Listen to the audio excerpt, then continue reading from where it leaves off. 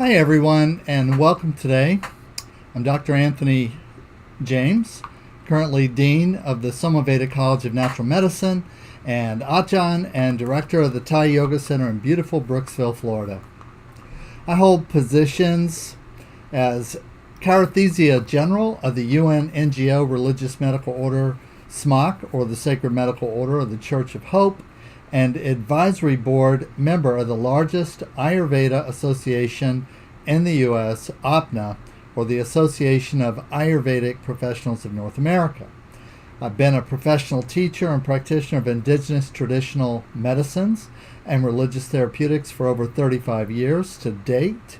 And today I want to share with you how the work and traditional medicine we teach and practice can be a godsend, a miracle benefit for those who we might consider to be among the sickest of the sick.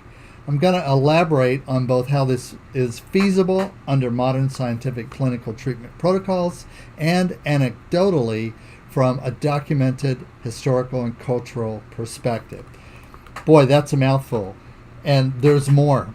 The title of this lecture, which I originally gave in an international alternative medical conference on cancer and alternative medicine in Nevis, West Indies, June of 2018, is actually titled Indigenous Traditional Medicinal Therapies as Cancer Palliation or Cancer Complication, Remediation, and Palliative Support for Cachexia. Let's say it one more time. Indigenous Traditional Medicinal Therapies as Cancer Complication, Remediation, and Palliative Support for Cachexia. And I'm going to get into what each of these things are. I know it's a mouthful, but in 25 words or less, indigenous, traditional, native, and natural medicine has as much or more to offer as far as remedial therapy, palliative support, or therapy for cachexia, which is a wasting complication of many serious illnesses like cancer, for example. So first of all, what is cachexia? Cachexia as a word, the etiology is it's from the Greek kakos or bad and hexis, which means condition or wasting syndrome. It's a loss of weight, muscle atrophy, fatigue, weakness, and significant loss of appetite in someone who is not actively trying to lose weight. In other words, it's weight loss when you don't want it and you don't need it, and that weight loss can be so significant that it may actually lead to, it might lead to a terminal result with the client. The mechanisms of cachexia are actually poorly understood, and they vary from individual to individual.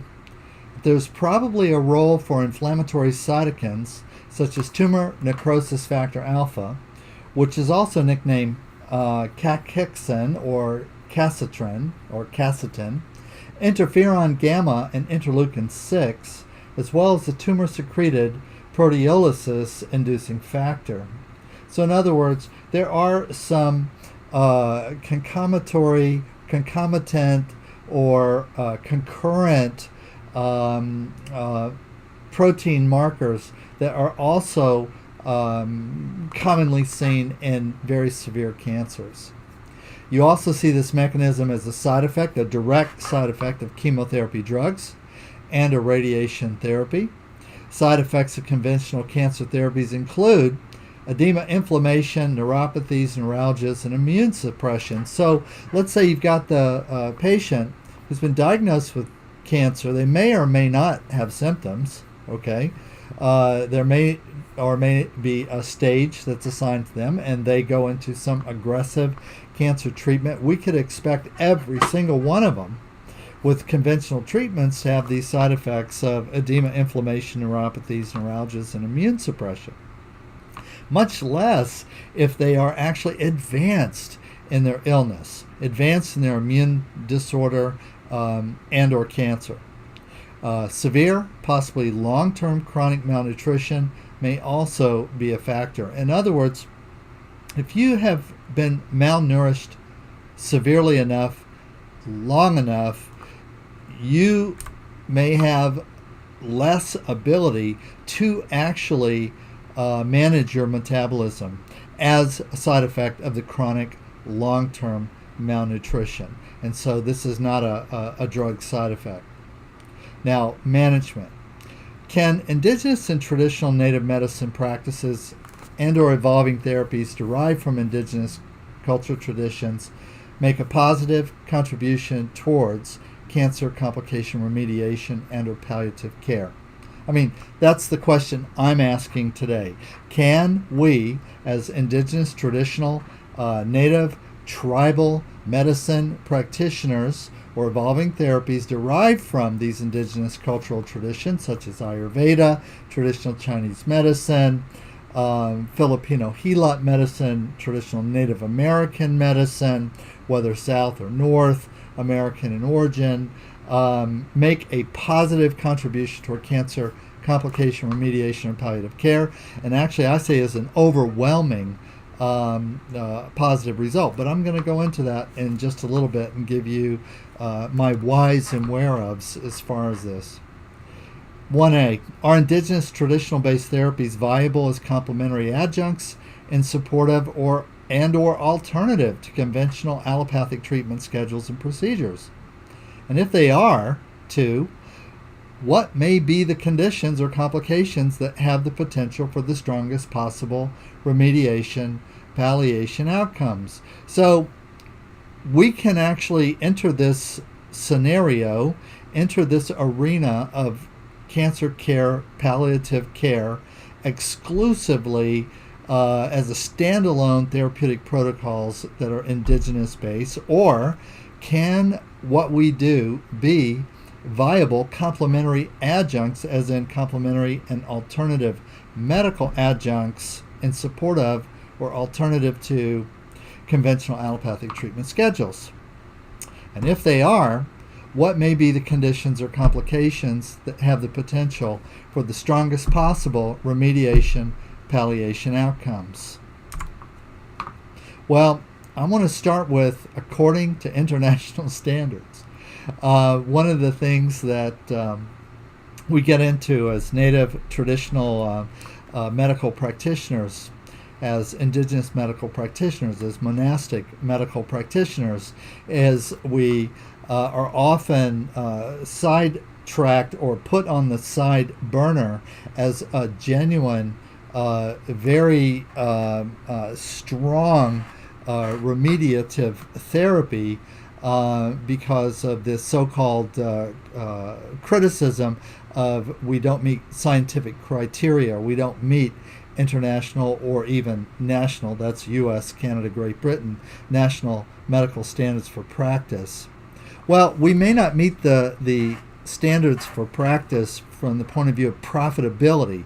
If your primary outcome in applying remedial care is in fact to make as much money off the cancer patient or off the terminal patient as possible, actually our therapies are going to be terrible for this outcome because they are non-invasive, they have very few, if any, side effects, and the cost per application and treatment compared to conventional, even drug-based treatments is virtually infinitesimally small, even free in some cases. So, but we have to go to the scientific standards to see if these indigenous protocols that we do actually are realistic as far as meeting them. Okay, so here we go. First thing we're going to look at is the European Clinical Guidelines for Clinical Practice Guidelines on Cancer Cachexia in advanced cancer patients with a focus on refractory cachexia. Wow. Whenever we're talking about cancer and cancer standards, we are going to have a mouth full of terms, but let me simplify this for the lay practitioner. European standards for practical guidelines on treating advanced cancer patients who are in an essence dying of wasting away or dying of metabolic disability, if you will. And our source for these standards, of course, is the United Nations, WHO, European Palliative Care Research Collaborative, EPCRC, which actually sets the standards for this research and care for the EU and for the European nations.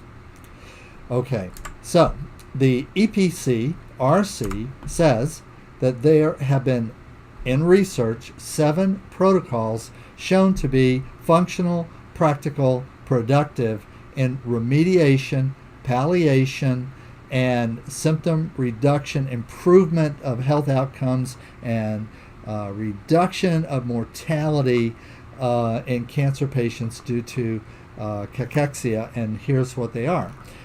A, nutritional treatment, diet and food emphasis. Let's call that dense or superfood nutrition.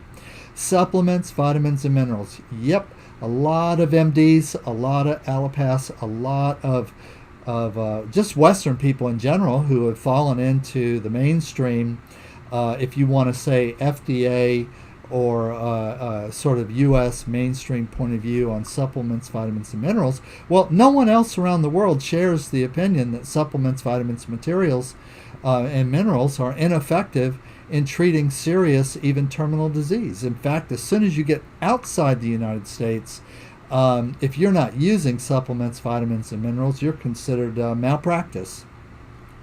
C, non-drug treatment. Altogether, non-drug treatment, however the case may be, is considered a go-to strategy, first strategy, more than drugs or other types of harsh interventions.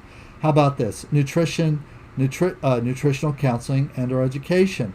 Believe it or not, that your ability to eat the right kinds of foods in the sufficient variety and quantity, freshness and so on, in order to meet severe metabolic necessity is based on your knowledge, your education, your personal awareness of first of all, that this is possible, B, the importance of it, and C, the strategies to acquire this nutrition, obtain it, prepare it, eat it, and so on. And then this has an effect on your emotions also.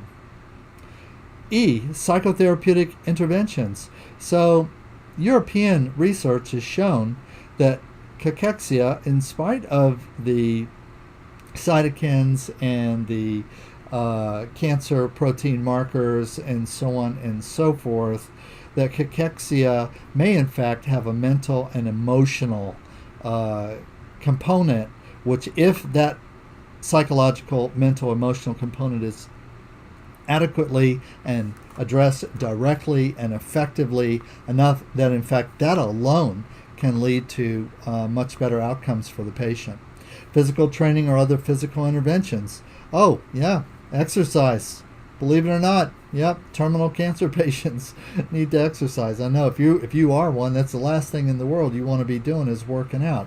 But the truth of the matter is that staying active is a way of showing your body, mind, and spirit that you're not ready to go yet. And just that alone can increase your potential outcomes for remediation, for remissions, for reduction of pain, increase in mobility management, attitude, capacity for life expression, and so on. G, cannabinoids. Controversial in the United States. Guess what? Not controversial everywhere else. Go figure. Cannabinoids have been shown to be effective in many studies, even going back to the 70s, for cancer symptoms, especially for cachexia. And we're talking about both CBD and THC derived cannabinoids. In indigenous traditional medicine, of course, cannabis, marijuana, derivatives from every part of the plant, from the root to the stem, to the leaves and flowers, to the buds, extracts, whole plant, juice, dried, added as adjunct, and as medicaments to more complex remedies. This has actually been something that we've done for thousands of years. It's well documented. H, omega fatty 3 acids, ZFEs, including icosapentaenoic acid, icosapentaenoic acid, EPA. Let's just say EPA, okay? Let's just say essential fatty acids. Let's just say good fats. Let's just say it's that 14 pounds of good fat that an average person wants to take in every 3 or 4 months in a healthy diet, much less if you are suffering from a catastrophic cancer or immune disorder. And then multi-model therapy. It's just been shown in research that single therapy models are less effective or in some cases not effective at all in treating the cachexia.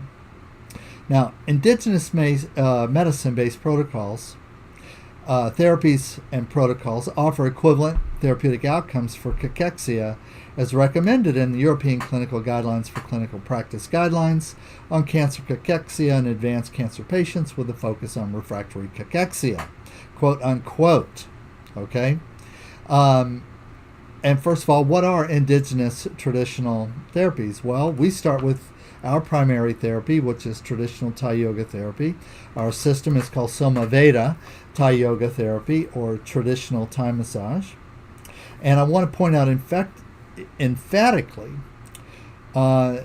is that this indigenous traditional medicine protocol, such as we practice, that they are in fact the equivalent or better than standard clinical or allopathic protocols currently in place. I include our SomaVeda Integrated Traditional Therapies, Thai Yoga, as an indigenous-based traditional medicine protocol. And I'm going to go into more detail as to why we meet or exceed these standards in a few moments. At least I hope I'm going to be able to present you enough information to give you incentive to look further into this, or my hope of all hopes is that you would, as a result of this presentation, get the hit that you need to actually go into a cancer hospice. You need to not be afraid to work with cancer patients, terminal or otherwise, in doing your indigenous medicine-based protocols. Thai yoga therapy, this is what we're talking about. 1,000-year tradition of Ayurveda and Kaya Sakitsa, Marma Sakitsa, and what we would call complementary or holistic medicine as practiced the Thai way. Thai yoga's origins, it's indigenous Thai Ayurveda. It's based on classical Indian Ayurveda, Panchakarma Hatha Yoga, you can see, Theravada Buddhism, and so on. Let's say indigenous traditional Thai yoga or traditional Thai massage therapy, sometimes in Thailand called traditional Thai physical therapy or TPT, have complex origins historically. And these origins, which are ancient, are the developing factors, but also in the present time we have evolving characteristics in modern medical practice. The term Thai yoga therapy itself is slang for what the Thai people call Raksa Tangnuat Pamboran Thai, or what is literally translated as the ancient or elder's way of healing with the hands. But just like we say in chirothesia, that chirothesia is basically defined as the hands extending the divine essence or the energy of healing, and not just the physical digits or the hands. I am the hand of God. In other words, God doesn't have hands. How does God implement manual therapy remediation for living people and situations in the world? Well, through us, not just through our hands, but through our way of life and through all of the faculties that we bring to bear. My mind is the hand of God. My heart is the hand of God. My emotions expressed in healing practices and love and compassion, joy and equanimity are the hand of God. And my digital, palmar, physical therapies, bone setting, toksin, panchakarma are also the hand of God. Our origins are in Buddhist medicine and psychology, including Buddhist Ayurveda. These are the original traditions from Taxila, Nalanda, passed down through us from our founder, Javaka Komarbaka. Our indigenous traditional and tribal traditions, tribal people being the Karen, Aka, Lahu, Lisu, Min, and Humang. Okay? And we are influenced by tribal traditions, and I'm going to go into that Thai yoga is also influenced by other Asian and Southeast Asian indigenous medicine, such as Tibetan, Unani, Southern Chinese Ama, Tuina, Cambodia, Kampuchea, Indo-Malay, Unani, classical culture. One of the key influences historically of TTM, without doubt, is Myanmar traditional medicine or Burmese Ayurveda. Evidence has been found which has the first use as far back as 600 BC. Large parts of Thailand were once ruled by Burma and vice versa. And we're also talking about the Mon and Khmer cultures. And we're also talking about the Javanese and Indonesian cultures, which carried the influences of Indian Ayurveda also to Thailand. So by various routes, look at this map of Thailand. You see it's a crossroads of Southeast Asia. See the geographic location of Thailand. Note that it is literally the hub or the center dominating the landscape, squarely situated between India, Myanmar or Burma to the west, and Vietnam, Cambodia to the east, Laos and China to the north, Malaysia, Indonesia to the south. And these regions unified by the Mekong and Chao Phraya river systems, which traditionally brought immigration and trade from Tibet and India, respectively. Thailand is and always has been a great crossroads. Thai culture for thousands of years has been a true melting pot of indigenous culture and medicine practices, and is fundamentally an original source of diversity in natural medicine in all categories to the present day. And here's something that is emphasis. Indigenous classical Ayurveda, Thai yoga, traditional Thai massage contains the following areas of emphasis in therapeutic modalities. Now keep remembering that we're relating these to the European standards for cancer palliation care for cachexia. All right, number one, we're sophisticated and refined manual, physio, and body-centric hands-on interventions. Two, we're nutritional and our dietary strategies based on classical Indian and Thai Ayurveda. 3. Somato-psychological, mental, and emotional support with a nurturing counseling model. We actually practice emotional, psychological, and mental counseling with various strategies. We use the Buddhist psychological mental health strategies from the Theravada Buddhist tradition. We utilize somato-emotional tapping, which is in the ancient Thai Ayurveda tradition, especially of the Korat Thai monastic tradition. We also do spiritual counseling. Many of us, like myself, for example, are ordained ministers and or priests and or medicine men and women, and we believe that spiritual counseling is actually one of the most important things that you can do, regardless of the name or the description or the definition or the symptoms of any disorder that you might be addressing at any particular time. If nothing else, you can do the spiritual healing. If nothing else. And there's a percentage of clients, it could be as high as 10 or 11%, that with no other therapy other than the spiritual interventionary therapies, whether they are in counseling or whether they're in ceremony and ritual, that they will go into remission, that they will have a reduction in pain and suffering, they will have an enhancement and an enhanced ability to express and to live life for however long they're going to be alive. We are masters of hands-on interventions. We're not inventing this wheel. We've been actually laying hands and doing manipulation, energy balancing for every conceivable type of circulation, of every conceivable type of deficiency or toxicity of excess of fluid or ischemia or inflammation or edema or toxins stored in the organs or the tissues or the energy lines, which in Thai we call sen lines and meridians. This is our tradition for thousands of years, okay? Thai yoga therapy incorporates elements of mindfulness, gentle rocking, positional posture release, structural release, facilitated natural range of motion, focused deep breathing, psycho-emotional, somatic, and proprioceptive emphasis. How could this not meet the manual guidelines that are referenced in the European standards? After all, we are the masters.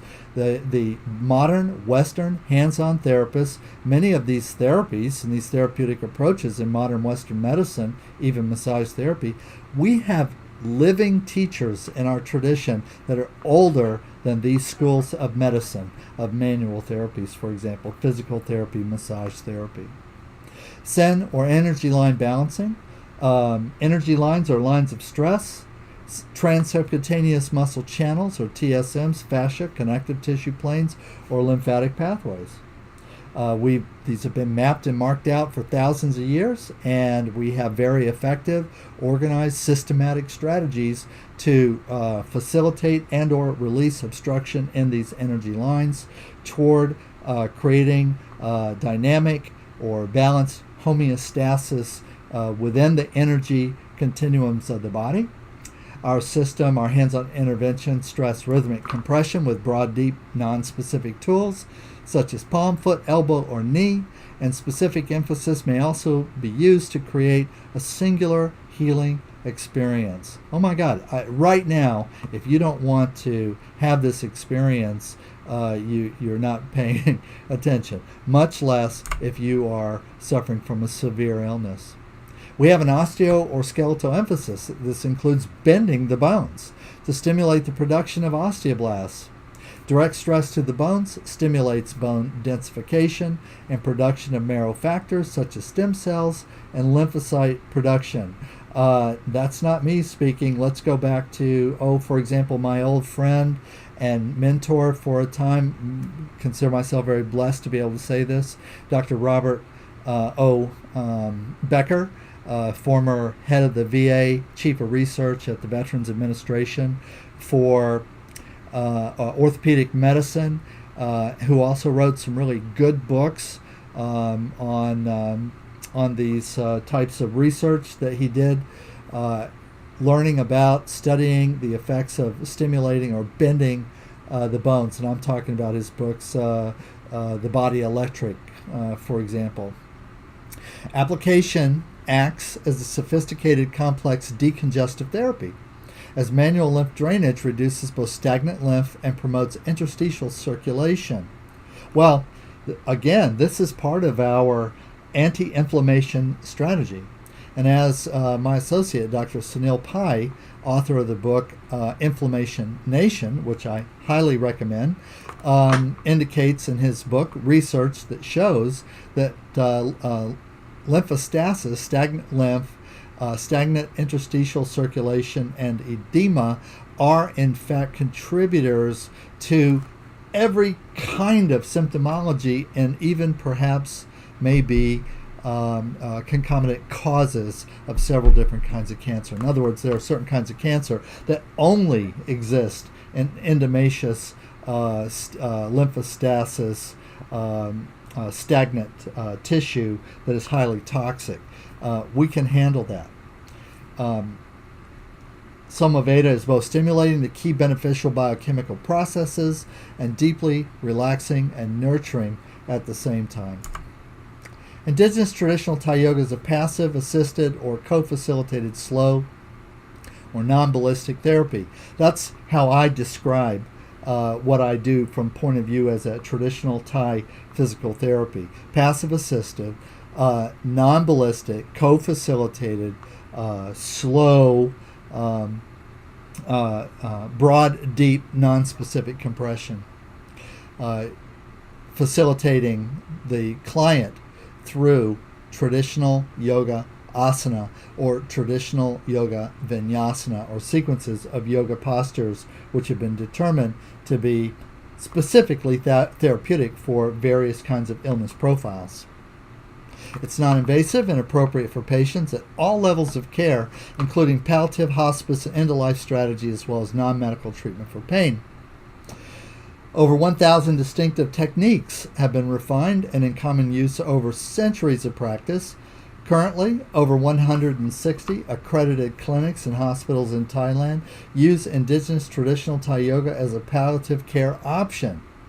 Why would you not? Thai Yoga Therapy also emphasizes the development of a personal, mild yoga posture routine. That's a personal exercise for well-being and maintenance. Again, we have a multi-thousand-year tradition of personal exercise, whether it's called Hatha Yoga, whether it's called Rusi Dotan, or traditional Thai Rishi Yoga. We have a yoga regimen or vinyasa flow appropriate for every level of ability, from ambulatory to non-ambulatory patients. And this type of low-impact, non-ballistic exercise meets all criteria for physical training, and it's especially a safe practice for patients as it is self-paced and once learned can be practiced without supervision. And by the way, on that point alone, there is some research which indicates that patients who believe themselves that they have regimens or strategies, exercises that they personally can do to maintain themselves, have better outcomes than patients who do not have those strategies. We look at Ayurvedic food and nutrition. Again, a multiple thousand-year tradition of educating people on the best ways to eat according to their body type. Nutritional and or dietary strategies based on clinical Indo-Tibetan Burmese Ayurveda and Thai Ayurveda, and local or indigenous nutrition emphasize whole, fresh foods, unadulterated, no chemicals, processed, or GMOs. That's what adulterated means. Varietal, with great variety, seasonal, appropriate for the season, and local, or as local as possible. Okay? One of the big strategies with local is that locally sourced food has locally sourced bacteria, probiotics, and we know that probiotics, many of them, and there are many of them, and the research on this is growing exponentially daily, that these probiotics from the whole fresh food are instrumental in maintaining metabolism, anti-inflammation, and fighting cancer, for example. Nutritional emphasis includes hydration therapy, eating and meal planning, natural supplementation with herbs, minerals, salts, oils, and fats. Now, I'm not saying here that this cures cancer, but it might cure cancer for some people. And in the people it does not cure cancer in, that it might actually improve their therapeutic or medical outcomes that may actually give them longer life with less pain and greater productivity and functioning than not having these things. Foods, herbs, traditional medicines recommended or commonly emphasized or used emphasize anti-inflammatory, anti-tumetic, and alkaline or anti-acid qualities. In other words, Ayurveda nutrition programs, Eat Right by Your Type, dosha-specific nutritional programs, okay, emphasize for all the doshas, all the body types, anti-inflammatory, anti-tumetic, alkaline, or anti-acid qualities. Why? Acidosis is inflammation, edema, and acidosis are actually disease vectors for all the doshas or for every body type. These not only include varietal and wholesome fresh vegetables, but nuts, seeds, herbs, fresh fish, high in all essential nutrients, including trace minerals and EFAs. We also emphasize psychological, mental, and emotional support. Now, what's interesting is in every SomaVeda traditional Thai yoga therapeutic program, we may do all of these. In other words, a therapeutic day program is at minimum 7 to 10 sessions over 7 to 10 days. It's 9 to 12 hours hands-on with extra time for assessments, intake, and for discussions, therapeutic counseling, emotional counseling, psychological and emotional support. We stress a nurturing counseling model. Strategies include addressing the old unresolved negative emotional issues. We call them NEMOs, which in Ayurveda are called karma, with practical, positive initiatives and activities, metta or making merit. This is a very strong, profound strategy in Buddhist psychology. In Theravada medicine for mental and emotional illness is the idea of crafting methodologies to create merit or to experience metta. Traditional counseling strategies vary from the use of prayers and singing to recitation of positive and affirming statements with meditation. So, for example, the teaching and the practice of mantras is very common in Buddhist medicine practices. Mantras are a way of focusing the mind, whether that's a mantra like the Om Namo Shivago mantra of our tradition or the Lord's Prayer of other traditions. Mantras and prayers focus the mind. The sound tones, we believe, in and of themselves have healing potentials and actually stimulate neuroplasticity in the brain. Think neuro-emotional and or neuro-physical integration strategies. Think neuroplastic emotional, neuroplastic physical, neurological physical integration strategies. We're on it. Spiritual counseling varies according to specific individual beliefs and needs. Our primary spiritual strategies are anything that cultivates the four divine qualities of Pramiwihan C, which are love, compassion, joy, and equanimity, balanced mind. In other lectures I go into much more detail what is Pramiwihan C. In my award-winning book on Ayurveda of Thailand, I have a whole chapter devoted to this. These are considered paramount to the healing process of any debilitating or chronic disease, including all cancers. In other words, love is considered a cure or remediating factor for cancer. Love. Love is not airy-fairy, especially when you have a methodology to practically experience and to practically express it, which we have and we can teach our clients. We can teach you, both the therapist and or the client, how to have a direct personal experience of love. Emphasis is on cultivation of high functioning and functional relationship dynamics, interfamily and intercommunity, leading to enhanced sense of self-worth and reduction in depressive symptoms. An indication of progress is the resolution or decrease of depression and anorexia. So, concomitant symptoms of cachexia is depression. It's common. Cachexia, you have depression. If you're cancer and you're depressed, you have cachexia. You have the experience of anorexia, the experience of wasting. We have had great indications of progress in patients and clients. I personally have seen this in AIDS and cancer hospices, where terminal patients in the hospice had a remediation of their depression and their anorexia while in the hospice. Indigenous traditional medicine, native medicine.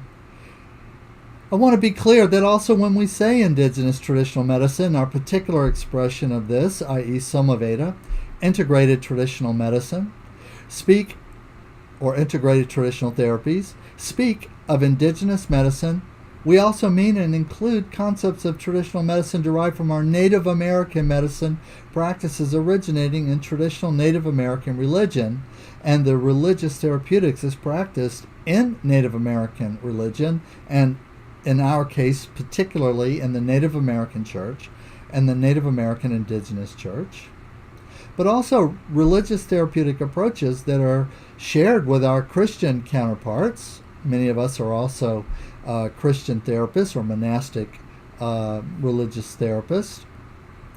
And these practices are based on man's relationship with the natural world. Various indigenous tribal people of Asia, Southeast Asia, and North and South America shared disease strategies. Cancer and wasting, cachextic illnesses were known to native people. Many different tribes and indigenous groups developed both formal and familial remedies and effective treatment strategies. Most, if not all, remedies were and are today multimodal or multimodality in design. Especially the native cultures and their medicine societies were familiar with the idea of wasting illnesses and symptoms, wasting away. Granted, in the past, original causations could have been quite different. I'm going to give you an example. I'll give you several examples. Traditional indigenous medicine practices did not have to deal with causes that are entirely modern. By entirely modern, I mean causes which literally did not exist in the world, anywhere in the world, until recently in world history. I'm speaking of nuclear and hard radiation exposure, chemical, petroleum-based contaminants, artificial, everything, from flavorings, colorants, and sweeteners in food to the extent man-made pollution now seen everywhere in the world, heavy metals, xenoestrogen hormones, and plasticizers, not to forget ELF, EHF exposure. And however, just because we have new and complex causes does not mean these proven traditional strategies will be less effective.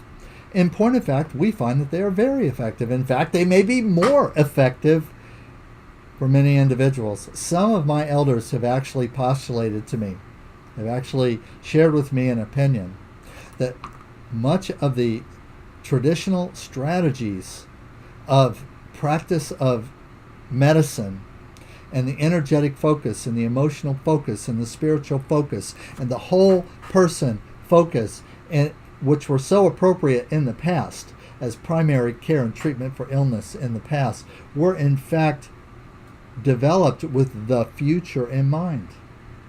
One of my original teachers, Pak Kru Samai Mesaman of Puthai Sawan in Nong Kham, Thailand, who I studied with for many years, told me that the ancient traditions of healing that he had been given as a young person, that in fact he had come to the realization that they were for us. They were for us. They were for the Western culture because we were going to take over the world. And our illnesses, which were of origin of our culture, our nuclear culture, our chemical culture, our pollution culture, our commercial culture, that we were going to need these medicines. And in fact, Spirit knows better than we know. And time is a metaphor. Time is an illusion. In Ayurveda, there's the concept of Maya, or illusion, that past, present, and future share common points of intersection, and that the medicine of the past is the medicine we need now, and in fact will be the basis of true medicine in the future. Personally, I believe that's what we're talking about here right this second. Traditional Thai Yoga Physical Therapy, TTPT, traditional medicinal protocols stress a balanced lifestyle free of toxicity, good water, hydration, air, sunlight, natural balanced diet, fresh, unadulterated, non-GMO foods rich in essential nutrients, EFAs, and minerals, and addressing psychological and emotional needs as well as physical fitness. Wow. We do all these things. TPT is the clinical term used in integration of the yoga therapy practices derived from Ayurveda of Thailand. Traditionally, the manual and holistic protocols were a subsection of Kaya Sakitsa, Marma Sakitsa, Chirothesia, or hands-on healing practices, basically doing yoga to those disabled or yoga with those disabled or unable to do their own yoga or do for themselves. These practices have been institutionalized in medical practice commonly for thousands of years, originating in practices of classical Indian and Tibetan Ayurveda and written about in such classic Ayurvedic texts such as the Charaka Samhita, the Sushruta Samhita, the Ashtanga Hridayam, the Ashtanga Sangraha, the Shamgandhara Samhita, the Bhava Prakasha, the Madhava Nidanam, the Harapika, among others, and perhaps many others. We have historical verification of these texts, the actual books, these actual ancient Ayurvedic texts, being extant in Thailand since the early days of the Khmer and Mon kingdoms of Sisachinalai and Angkor, and subsequently into Ayutthaya, and subsequently into the Bangkok period to the present day. Again, I've written more extensively on the history of Ayurveda in Thailand in my book titled appropriately Ayurveda of Thailand, available on beardedmedia.com and Amazon, personal plug. There are differences between indigenous approaches versus their modern allopathic approaches, or counterparts. For one, there is no tumor fetish. We don't have a tumor fetish. An obsession with the physical manifestation of the cancer, promoting the idea that if the tumor symptom is removed, or eliminated, that is the same thing as the curing of the cancer. The indigenous practitioner sees the symptom, i.e. the tumor, as only one aspect of the illness or imbalance, and possibly not even the most important one. The most important thing to us is that the client, no matter what their diagnosis, the primary outcome is not necessarily a disease-free life, as this is considered unrealistic, but an optimum life where qualities of love, compassion, joy, and balanced mind and soul are in harmony with the world that you, or the world that the client finds himself in, regardless what their physical health, physical conditions, symptomologies, pathologies may in fact look like or not look like. Additional benefits of indigenous traditional medicine include non-standard, non-medical treatments for pain, inflammation, and infection, including the use of psychogenic and non-psychogenic plants, herbs, fungi such as cannabis derivatives, holy basil, Puria mirifica, or Quao Krua in Thai, among others, have been used for centuries in treatment of cancer, tumors, and accompanying issues. For example, what if your cancer patient is also in menopause? So you'd want to be able to bring an herbal remedy to them that would not complicate their cancer treatment. The reality is one of the major contributions to patients wasting is simply that they feel awful. When you look at both the primary and secondary issues directly attributable to their illness, and then to the litany, the long list of negative side effects of the chemical, surgical, and radiological treatments they may be undergoing in the life terrain of relationship, job, socialization, and personal expression, or the inability to have relationship, job, socialization, and personal expression, well, it's no wonder they waste. It's no wonder they're depressed. It's no wonder they're anxious. The traditional therapeutic protocols always look at the issue of the individual in the context of a whole life experience, and the recommendations and actual therapeutic emphasis is based on that observation. Indigenous medicine, Ayurveda, Native American medicine has, from the earliest recorded or documented history, in some way or fashion incorporated the use of what we call ethnogens or entheogens, psychogenic, psychotropic plants and substances, from the original Soma of Ayurveda, the peyote of North and South America, ayahuasca of South and Central America, mushrooms like psilocybin, vines and weeds, San Pedro cactus, rape, ibogaine, etc., all used as legitimate and productive functional adjuncts to lifestyle and physical medicine protocols. Many of this used from a more of a spiritual or shamanic type of focus, where the client is assisted to journey inward, to look and to discover and to come to terms with what the illness really means to them and their expression of life right now, and how we help them get there. This has been an emphasis that we, as indigenous, tribal, traditional people, have always believed was important for sick people. Now, we believe it's important for well people too, but we believe it's more important for sick people. Medicinal use of cannabis and or derivatives, concentrates, extracts, especially those with high CBD content, are being looked at favorably by medical research worldwide. Guess what? We've been doing this for centuries. In North America, for example, we have the Tuscarora tribe of upstate New York. Tuscarora means hemp gatherers. Literally, their tribal medicine has always been associated with the cannabis plant and ceremonial, ritual, and medicinal use of cannabis. This is now sweeping the country and the United States. Finally, the U.S. is coming to terms with what the rest of the world has known for centuries, and which has been scientifically validated in Europe since the 70s, starting with fundamental research which was done in Israel, an Israeli Institute of Medical Sciences in the 1970s. Classic Ayurveda uses and recommends many palliative therapies incorporating some derivative of cannabis. The earliest known verifiable reference to cannabis as a medicine for cachexia, or for wasting disease, is in the Vagasana, a compendium of the essence of medicine, the Chitta Sarangasa Graha by the Bengali author Vangasana between 1050 and 1100 BC. There's hundreds of traditional or classic Ayurvedic medicines and complex or compendium type of medicines that use one or more parts of the cannabis. And again, every part of the plant is used or prepared in some way, fashion, or form according to its nature and according to the result that's known. I'm very happy to say that there are many states in the U.S. which we are now able to incorporate cannabis derivatives legally into our palliative cancer treatment, other treatments as well. Benefits of integrative indigenous traditional therapies treatment adjuncts. 2 categories of relevant benefits which meet the criteria to qualify under one or more of the 9 palliative therapies is listed in the European Clinical Guidelines for Clinical Practice Guidelines on Cancer Cachexia.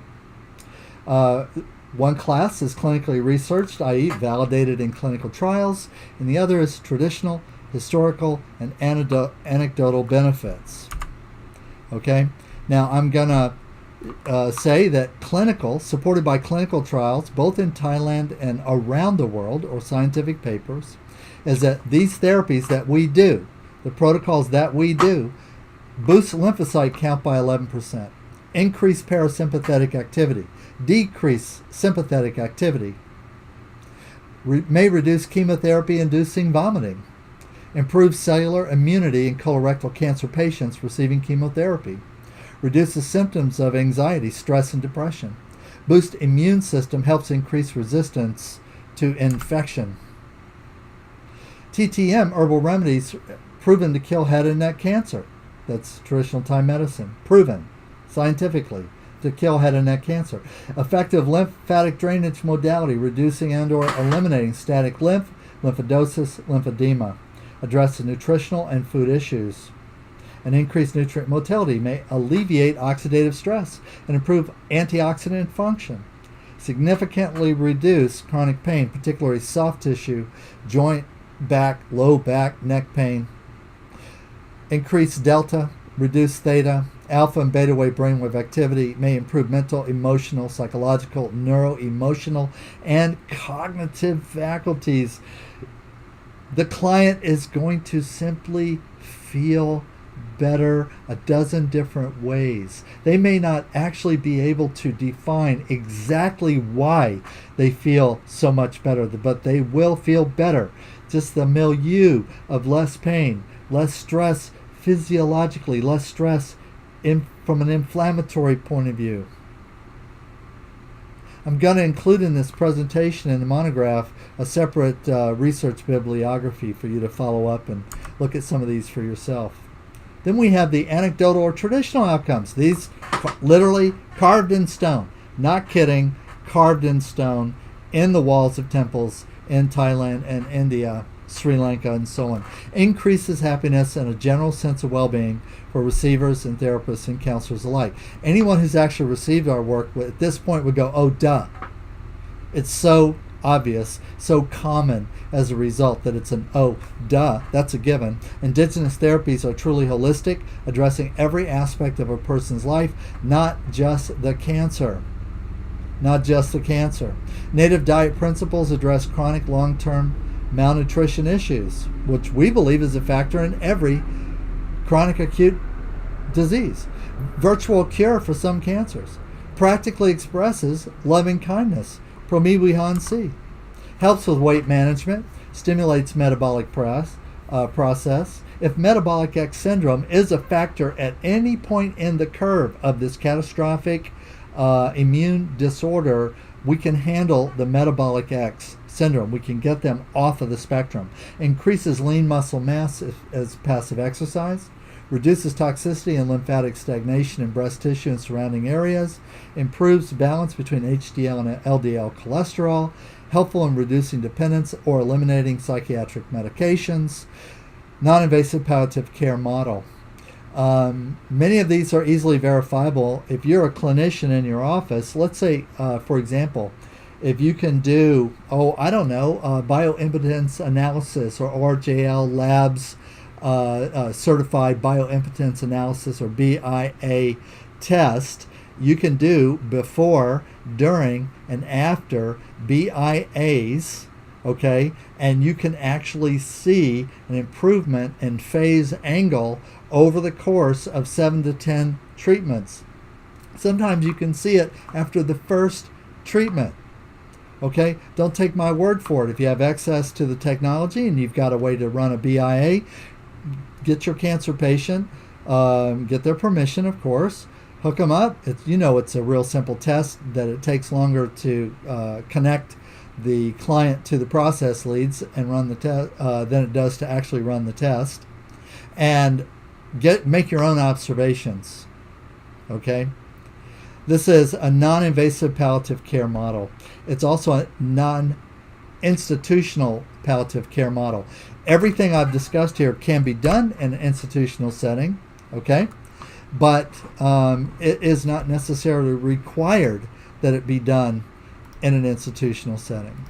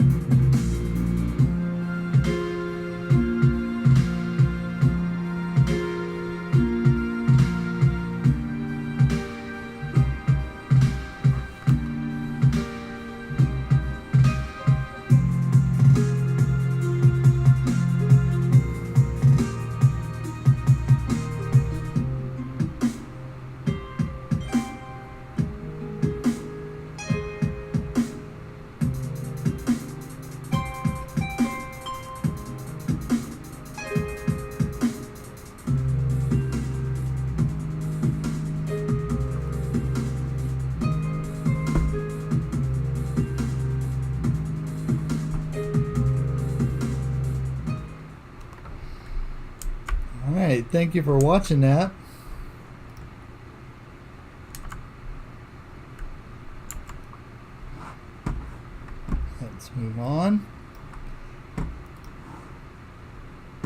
Making progress here.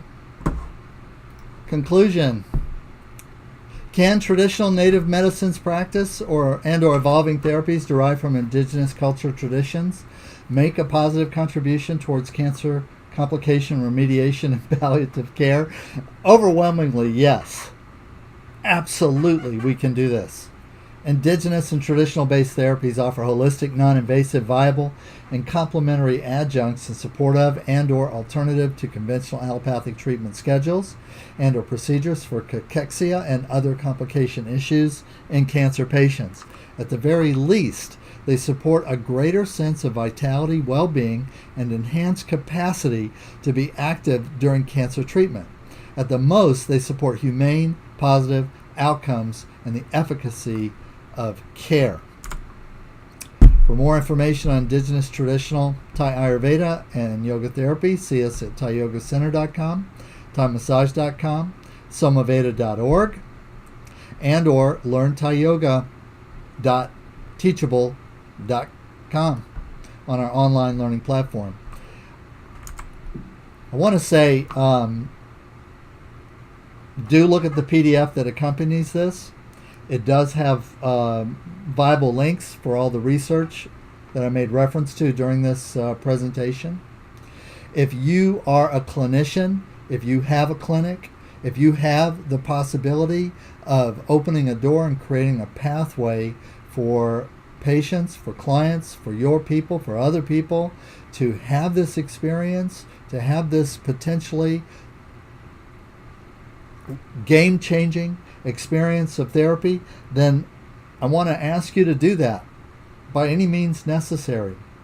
If you're a Thai yoga practitioner and you've been doing fluffy work, what I call back rubs at the beach, level of fluff and buff, only exclusively relaxation focus, I hope that out of this presentation you've gotten the idea that you're in the shallow end of a pool that is as deep as the ocean.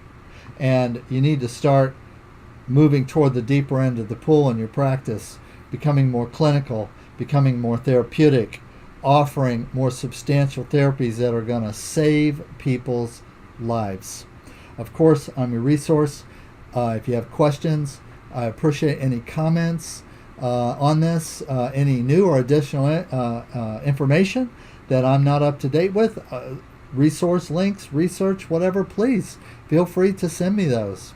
Otherwise, kap kun makap, yendi tidai rucha kap. It's really great to meet you and to give you this presentation. There's more on the way. See you in class.